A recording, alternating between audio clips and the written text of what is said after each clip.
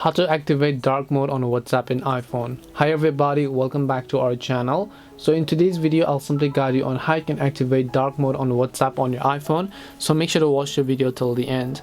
In order to activate dark mode on WhatsApp on your iPhone, so currently if I just go ahead and open up WhatsApp on my iPhone, you can currently see that I'm on the light version, right? So how do we go ahead and just switch to the darker version?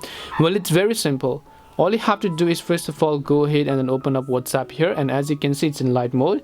To enable dark mode on WhatsApp, you just want to swipe down the control panel settings and then just turn on dark mode on your phone, which means that you have to turn on dark mode on your iPhone in order to automatically switch your WhatsApp to dark mode. So as you can see, I've turned on dark mode on my iPhone, and now you can see WhatsApp is actually in the dark theme as well, and my whole iPhone is also in dark theme. So this is the way to do it. You have to switch to dark mode on your iPhone and WhatsApp will follow accordingly. That's it for today's video on how you can activate dark mode on WhatsApp on iPhone.